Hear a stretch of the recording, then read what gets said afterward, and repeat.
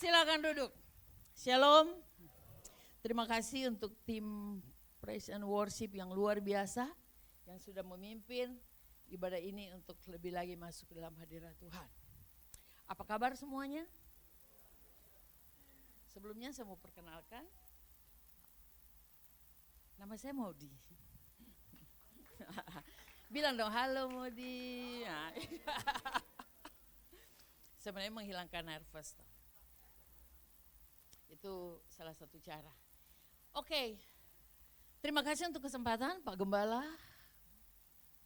dan Ibu Gembala serta para wakil Gembala serta sidang jemaat yang ada untuk kesempatan untuk berbagi kebenaran firman Tuhan. Saya diberikan waktu mungkin 2 jam ya, bisa ya Pak ya. Ini kan hari Minggu kan spesial, hari Sabat, hari perhentian. Jadi nggak apa-apa ya 2 jam ya. Karena yang akan saya bahas, yang kita akan bahas bersama-sama itu satu pasal. 1 Samuel 17 ayat 1 sampai dengan 58. Kita akan bahas satu persatu. Kita nggak comot-comot, satu persatu kita bahas. Ya, jadi tadi sudah sarapan? Penting juga jangan asam lambung naik gitu ya. Oke. Banget ya. Tema kita pada pagi siang hari ini saya ambil dari kisah yang sebenarnya kisah klasik. Kita semua sudah pada tahu deh. Cuman ini saya mau mengingatkan kembali, mungkin lupa. Ini dari zaman gereja anak sekolah minggu juga kita udah dengar cerita ini. Ya kan? Tokoh yang kalau bisa kita sampaikan saat ini, cicak lawan buaya. Temanya kita baca bersama-sama. Masalah menantangmu? Katakan di samping kiri kanan. Pada saat ada masalah, jadilah pemberani bukan penakut. Nah, kita akan belajar dari kisah ini, ada beberapa tokoh. Tetapi kita ambil dari Daud dan prajurit-prajurit Israel. Kita ini prajurit-prajurit Allah, amin. Kita adalah duta-duta besar kerajaan Allah, amin. Kita ada di dunia ini bukan warga dunia, tetapi kita warga kerajaan Allah yang diutus di dunia ini kebetulan, bukan kebetulan. Kita pas ada di Indonesia, kita menjadi duta besar kerajaan Allah yang ada di Indonesia. Apakah aturan kerajaan Allah bertolak belakang dengan undang-undang yang ada di Indonesia? Undang-undang dasar?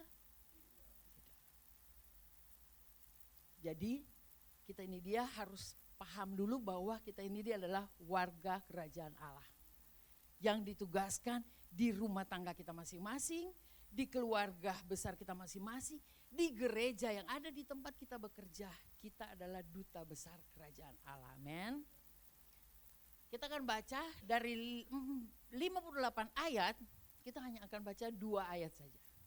Kita baca bersama-sama ya. 2-3.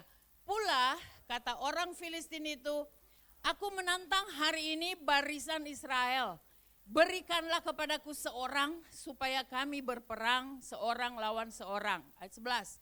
Ketika Saul dan segenap orang Israel mendengar perkataan orang Filistin itu, maka cemaslah hati mereka dan sangat ketakutan. Ulang, maka cemaslah hati mereka dan sangat ketakutan. Barisan tentara Allah. Ada saatnya juga dia merasakan cemas sampai ketakutan, lari terbirit-birit.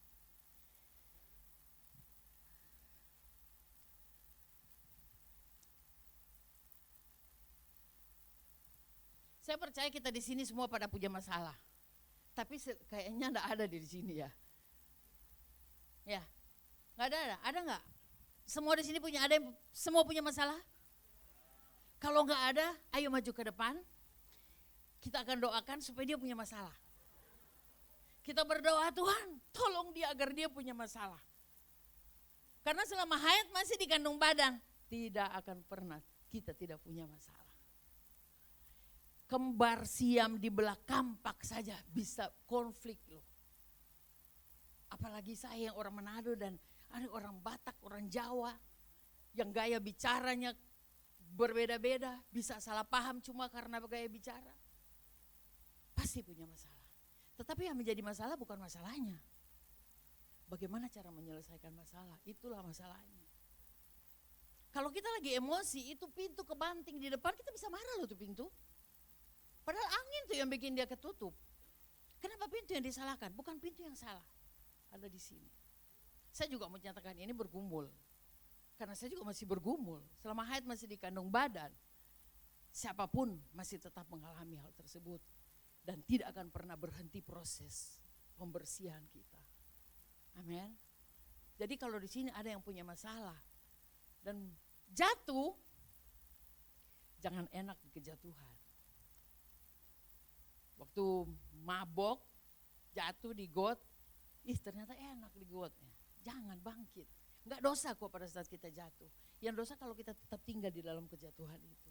Karena pada akhirnya lama-lama kelamaan akan tergerus. Akhirnya kedagingan yang naik. Kedagingan yang kita lakukan. Nah, yang kita tahu bangsa Israel ini dia boleh dibilang setiap peperangan pasti ada kemenangan. Amin. Karena Tuhan berperang gantikan mereka. Dan kita tahu mereka juga punya pasukan yang luar biasa. Amin. Kita harus paham dulu. Supaya pada saat kita bahas isinya, kita enggak bahaya saya lewat di depan. Karena enggak satu paham gitu. Nah kita tahu bahwa kalau berperang pun selalu pasukan, benar? Ada ABRI di sini? Atau berkecimpung di bidang tersebut.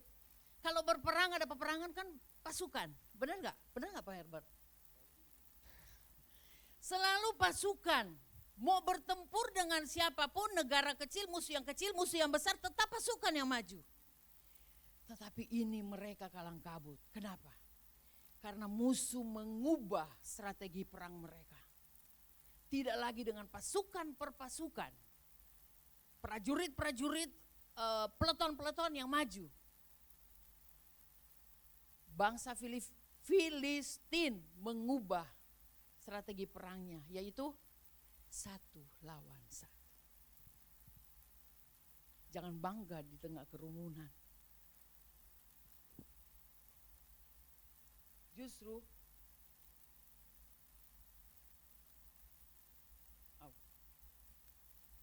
grogi ya. Jadi Israel yang awalnya dikagumi, tiba-tiba sudah kita baca tadi. Maka cemaslah hati mereka dan sangat ketakutan. Kenapa? Kenapa sampai mereka mengalami hal ini? Kita tahu semua, musuhnya adalah Goliat. Dan kita tuh punya Goliat masing-masing. Kita punya Goliat. Musuhnya Goliat, dia kayak apa? Selama 40 hari dia mengintimidasi bangsa Israel. Dia mengintimidasi dengan apa? Pagi dan petang dia muncul untuk ayo maju, siapa yang melawan saya? Itu dia tantang 1 lawan 1.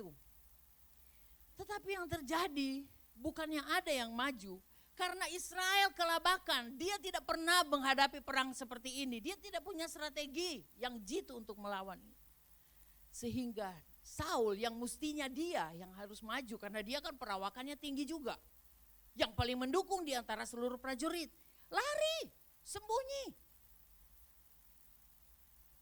Ketakutan, maka cemaslah. Nah di sisi yang lain, ada satu bocah yang kemerah-merahan disuruh oleh bapaknya untuk membawa makan kepada kakak-kakaknya dan kepada prajurit yang lain. Sambil melihat, lihat tuh kakak-kakakmu, apakah mereka selamat? Apakah mereka lakukan? Jadi Daud disuruh bapaknya untuk melihat bagaimana kabar kakak-kakaknya. Sambil membawa mereka makan. Tetapi apa yang terjadi?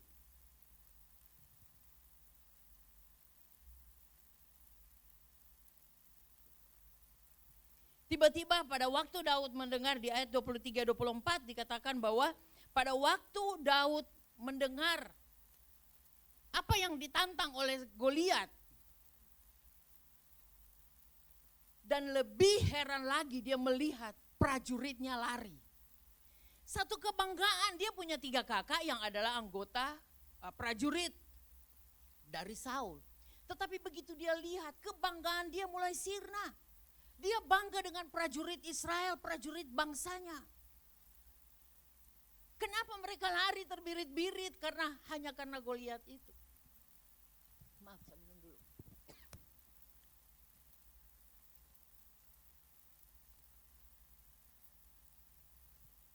Di ayat yang ke-25 dikatakan begini.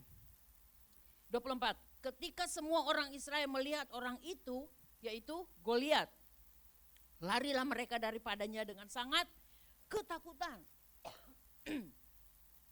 Ayat 25 berkatalah orang-orang Israel itu, sudahkah kamu lihat orang yang maju itu? Mereka suruh kasih lihat bilang ke Daud. Sudahkah kamu melihat orang yang maju itu, yaitu Goliat? Terkadang kita kan lihat ya masalah-masalah yang ada di depan kita. Tetapi kita fokus kepada masalahnya. Tetapi berbeda dengan Daud. Sudahkah kamu melihat sesungguhnya ia maju untuk mencemoohkan orang Israel. Orang yang mengalahkan dia ada hadiah loh. Orang yang mengalahkan dia akan diberikan hadiah kekayaan yang besar. Bahkan anaknya akan dijadikan hadiah dan bebas pajak. Tetapi semua enggak lihat apa yang menjadi janji Tuhan. Semua tidak melihat apa yang menjadi janji untuk apabila mereka menang melawan Goliat. Mereka lebih fokus kepada Goliatnya. Kita pun terkadang lebih fokus kepada Goliat-Goliat yang ada di depan kita daripada janji-janji Tuhan, janji penyertaan Tuhan, janji berkat Tuhan. Benar gak? Seperti lagu tadi, kita berdoa, tapi terkadang sudah di ujung, sudah mentok baru kita berdoa. Selama masih oke, masih mengandalkan kekuatan sendiri, masih melihat, masih mampu. Tetapi Daud berbeda. Pada waktu mereka katakan hadiahnya, lalu apa yang sampaikan Daud? Apakah yang akan dilakukan orang yang mengalahkan orang Filistin ini di ayat 26? Dikatakan, siapakah orang Filistin yang tak bersunat ini sampai ia berani mencemoohkan barisan daripada Allah yang hidup. Luar biasa gak Daud? Dia bukan melihat hadiahnya, tetapi nasionalisnya muncul. Saya pernah mengalami waktu kita pelayanan misi di Malaysia. Nah, kita ditahan di imigrasi. Karena yang jemput belum ada. Jadi kita tunggu, enggak bisa duduk, enggak ada tempat duduk. Kita berdiri di batas di imigrasi. Di depan saya itu mungkin ada 100 TKI. Orang Indonesia, ya TKI pasti orang Indonesia. TKI yang ada duduk di situ. Dan yang bikin saya tuh hampir mau maju loh. Teman saya tahan saya di belakang. Dia tahan, baju saya ditahan.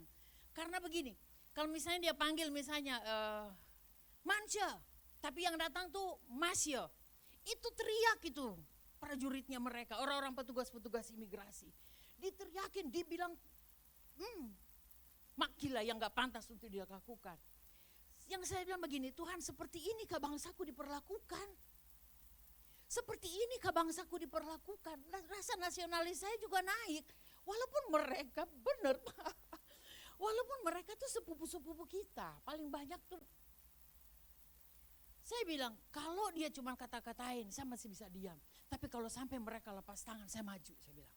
Saya bilang ke teman, kita ada bertiga. Mereka langsung sepanjang itu, mereka tahan baju saya. Karena biar bagaimana, sedih gitu loh. Dan saya bisa rasakan bagaimana yang dirasakan Daud. Saya belum apa-apa. Tetapi itu yang dialami Daud pada waktu bangsanya dipermalukan, dicemoohkan oleh musuhnya. Dan dikatakan bahwa apakah yang akan diwariskan oleh yang hidup. Nah, apapun yang kita lakukan pasti ada tantangan di samping kiri kanan kita. bahkan kita mau maju untuk melakukan yang benar, itu pasti ada tantangannya. Kakak-kakaknya maupun ayahnya. Nah, dari kisah ini, cerita, ini baru pendahuluan loh ya. Si Daud dan Saul serta Goliat. Saul dan prajurit serta Goliat. Nah, di sini kita akan belajar dari dua tokoh ini, silakan. Dua sikap yang berbeda pada saat kita ada masalah. Benar gak sih? Terkadang kita fokus kepada masalah sehingga kita abaikan apa yang menjadi janji Tuhan. Saul dan segenap orang Israel menjadi cemas dan sangat ketakutan. Tadi kita sudah baca, menjadi sangat ketakutan. Bahkan mereka berkatalah orang Israel, sudahkah kamu lihat? Mereka melihat masalah yang begitu besar padahal ada janji Tuhan. Ada janji hadiah yang begitu banyak yang akan diberikan. Tetapi mereka fokus kepada masalah. Ayat 17b juga dikatakan bahwa mereka yang saat inilah terjadi ya, kita lebih melihat pergumulan-pergumulan yang ada, Goliat yang besar dalam kehidupan kita sehingga kita melihat pergumulan itu sungguh besar dan Allah itu menjadi kecil. Dan yang kedua kita lihat pribadi Daud. Daud dengan keberanian berkata, siapakah orang Filistin yang tidak bersunat? Sampai ia berani mencemoohkan barisan Allah yang hidup. Ada enggak yang berani berkata pada saat kita mengalami pergumulan, kita mengatakan apa yang dikatakan Daud. Kita tidak lari terbirit-birit seperti orang pengecut. Apa yang kita lakukan? Saya katakan tadi bahwa yang menjadi masalah bukan masalahnya, tetapi bagaimana cara menyelesaikan masalah. Itulah yang menjadi masalah. Daud memang melihat, karena di ayat yang 25 dikatakan dia melihat. Dia melihat Goliat yang besar. Tetapi apakah dia langsung ciut hatinya? Tidak, karena dia lihat mata dia tertuju kepada barisan Allah yang hidup. Yang anugerahkan begitu banyak kebaikan dalam kehidupan kita termasuk dirinya sendiri. Janji keselamatan dan begitu janji penyertaan sepanjang hidup kita. Amin. Mari kita belajar dari Daud. Jangan pernah lari dari masalah. Walaupun tantangan kita pada saat ada masalah bahkan di dalam pelayanan. Ditentang oleh kakak-kakaknya. Apa yang dikatakan kakaknya? Bahkan dikatakan bahwa aku kenal sifat pemberanimu di ayat 28. Kakaknya Eliab katakan, mengapa engkau datang dan kepada siapakah kau tinggalkan kambing domba 2-3 ekor itu? Aku kenal sifat pemberanimu. Kakaknya aja mengakui bahwa dia itu adalah pemberani. Dan kejahatan hatimu. Di sini kejahatan hatimu dikatakan bahwa rasa ingin tahu yang berlebihan. Ada positifnya juga itu kepo ya. Karena dia ini dikatakan, aku tahu pemberanimu dan rasa ingin tahu yang berlebihan. Tetapi dipakai untuk kebaikan. Bukan kepo yang seperti kita kenal di saat ini gitu ya. Jadi Goliatmu sepertinya tidak bisa diselesaikan, tetapi seperti Daud dia menguatkan hatinya. Jangan pernah lari dari masalah. Dan yang kedua, hadapi masalah karena apa? Allah menyertai kita. Kita sudah ditetapkan sebagai pemenang kok. Men, bahkan lebih dari pemenang. Saya pernah kasih contoh di sini waktu saya tahu khotbah yang lalu. Bagaimana kita melihat masalah? Ada salesman sepatu. Pernah dengar, ingat deh, coba deh. Saya kayaknya pernah deh. Salesman sepatu diutus oleh perusahaan, 2 orang salesman pergi ke kota A. Salesman 1 dan begitu mereka tiba di tempat, kaget dua-dua, kaget dua-dua. Hah? Seperti itulah. Salesman yang pertama dia langsung kirim surat ke perusahaan. Maaf, saya akan kembali. Saya akan pulang. Karena di sini tidak ada yang pakai sepatu. Jadi jangan kirim sepatu, saya akan pulang. Salesman belain. Pak, kirim sepatu sebanyak-banyaknya dari segala ukuran, segala model. Karena di sini begitu banyak calon pemakai sepatu. Kita mau ambil yang mana? Yang melihat masalah tantangan sebagai penghalang untuk kita melihat penyertaan Tuhan, atau Masalah-masalah yang ada adalah peluang bagi kita untuk melihat bagaimana Tuhan bekerja dalam kehidupan kita. Tergantung kita. Mau ambil yang mana? Tuhan gak maksa, kita bukan robot. Siapa kita akan menentukan sikap apa yang akan kita ambil ke depan. Nah, ada 3 keberanian Daud yang perlu kita belajar. Kenapa sih dia seperti itu? Kenapa? Padahal dia itu anak kecil kemerah-merahan. Yang pertama, Daud percaya dan mempercayakan. Ada orang percaya banyak, saya percaya, iblis pun percaya kok. Tetapi mempercayakan hidupnya kepada Tuhan enggak? Itu menentukan. Nah, Daud percaya dan mempercayakan hidupnya kepada Allah yang hidup. Itu penting. Buat apa gereja dari Senin sampai Senin juga ada di gereja? Tetapi kita cuma sampai dipercaya, tidak mempercayakan seluruh kehidupan kita. Sama aja. Ayahnya tidak anggap dia loh. Pada waktu Samuel datang untuk mentahbiskan sebagai raja anaknya Isai, semua kakak-kakaknya ada selain Ayub. Ya, Daud. Selain Daud, itu dari pihak ayahnya. Belum saudara-saudaranya yang tadi sudah kita baca. Mereka bilang, nyeleneh gitu, anak kecil. Di mana kambing domba yang kau jaga itu? Kepada siapa kau percaya? Percayakan.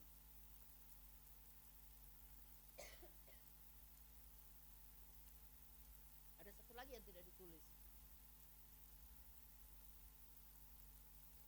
Yaitu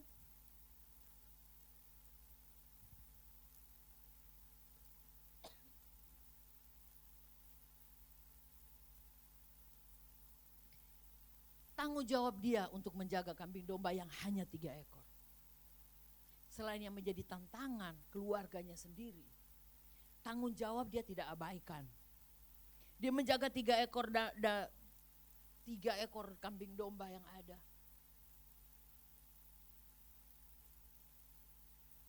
Dia bisa melindungi loh 3 ekor itu dari singa dan serigala. Sebenarnya bisa aja dia menyelamatkan dirinya. Bapaknya juga gak bakalan marah kok, kan dia lebih berharga daripada kambing domba. Tetapi tidak, tanggung jawab dia tetap lakukan. Inilah karena apa? Karena dia tahu, dia percayakan hidupnya kepada Allah. Tantangannya ada, pasti ada jalan keluarnya. Dan kenyataannya seperti itu. Dan yang kedua, Daud tidak menjadi tawar hati. Kalau di Amsal 24 ayat 10 dikatakan, jika engkau tawar hati pada masa kesesakan, maka kecillah kekuatanmu. Berarti tawar hati sama dengan belum perang sudah kalah. Dia tidak tawar hati. Daud menyelesaikan sebuah masalah. Dia tidak membesar-besarkan masalah yang ada. Goliat yang ada semua pada lari tunggang langan. Dia tidak membesar-besarkan Goliatnya. Tetapi dia tetap melihat Allahnya yang hidup, itu yang besar. Di tengah ketakutan Israel, Daud justru menjadi solusi karena dirinya yang maju. Dia tidak jorokin orang untuk menyelamatkan dirinya. Dia yang maju dan dia menjadi solusi. Dan ketiga, jadikan masalah itu berkat. Ada orang yang membencimu, jangan tengking dia. Jangan. Konflik dengan teman-temanmu, jangan tengking dia. Kenapa? Karena dia adalah alat yang efektif yang Tuhan pakai untuk proses kita agar kita semakin sabar, semakin kuat. Sakit gak? Sakit, bos. Tetapi itu yang dia lakukan.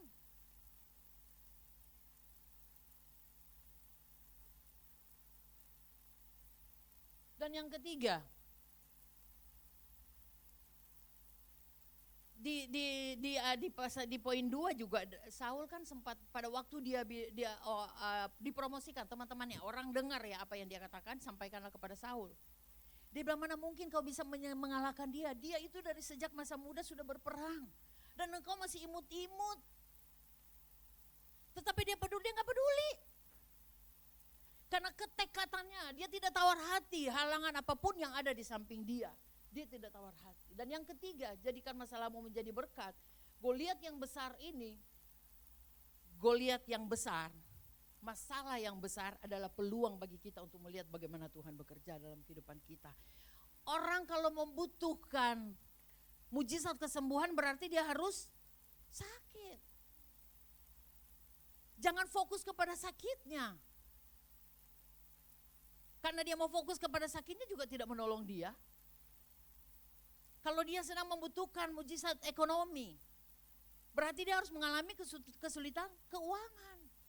Pakai itu menjadi kesempatan untuk kita melihat bagaimana Tuhan bekerja di bidang-bidang masalah-masalah kita yang ada. Amin.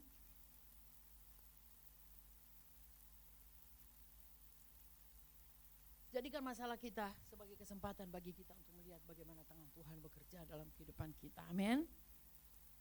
Takut sih, karena kan ini masih daging. Tapi kan ada janji Tuhan. Amin. Ada janji Tuhan loh yang luar biasa dalam kehidupan kita. Jadi ada 3 hal yang kita harus belajar dari Daud, yaitu Daud bukan hanya percaya tetapi dia mempercayakan hidupnya kepada Allah. Yang kedua, Daud tidak menjadi tawar hati walaupun banyak orang yang menghalangi dia. Dia tidak tawar hati, rajanya sekalipun.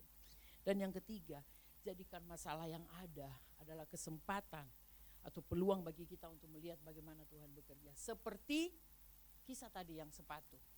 Kita mau melihat masalah itu sebagai penghambat, penghalang, atau kesempatan bagi kita untuk melihat tangan Tuhan bekerja.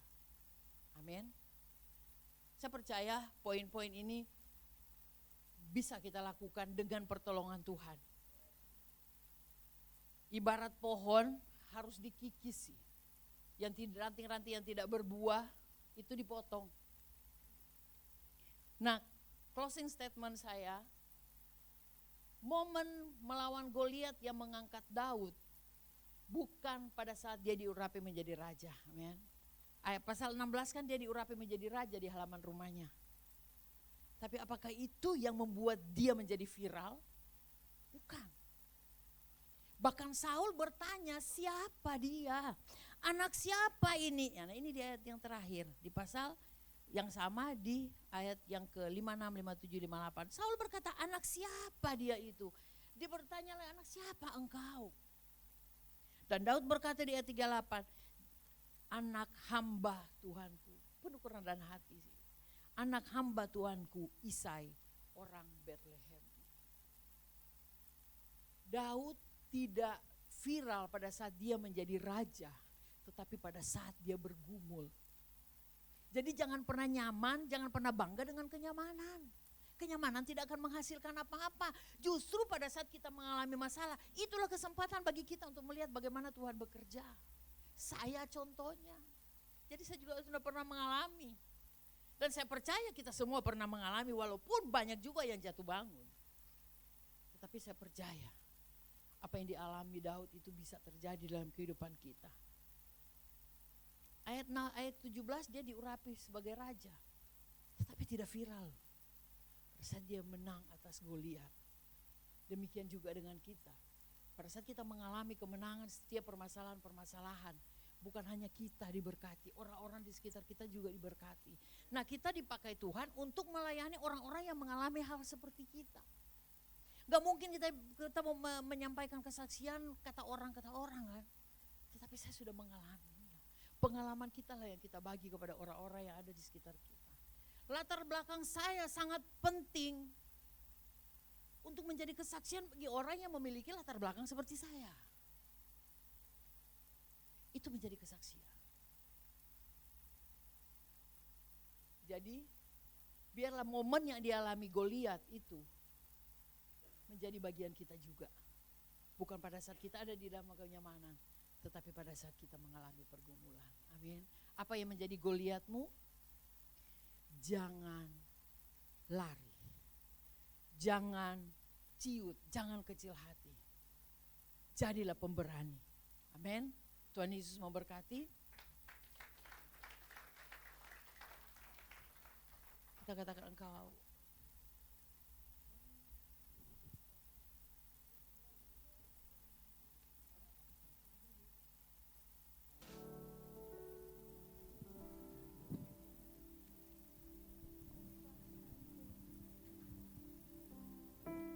Percaya Tuhan, kemenangan-kemenangan yang kami alami semua berasal dari kekuatan-Mu Tuhan. Karena itu jangan pernah tinggalkan kami.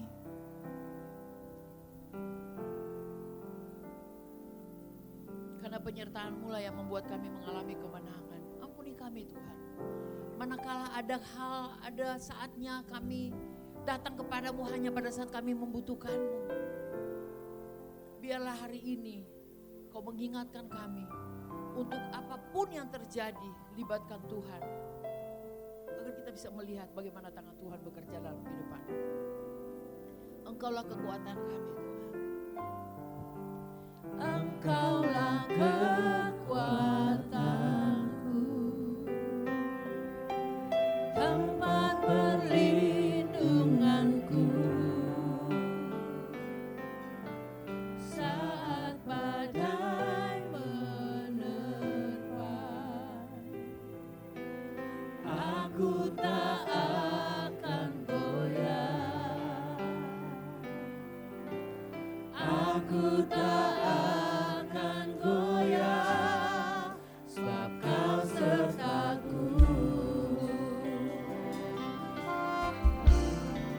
Sejauh langit dari bumi, begitu besarnya kasih-Mu, penuhi hati kami yang rindu menyembah-Mu, Yesus. Sejauh langit dari bumi, begitu besarnya kasih-Mu, Kaulah Tuhan kekuatanku. Saya undang untuk bangkit berdiri. Sukacitaku, katakan dengan sungguh, sejauh langit dari bumi, sejauh langit dari bumi, begitu besarnya kasih-Mu, penuhi hati kami yang rindu menyembah-Mu, Yesus. Sejauh langit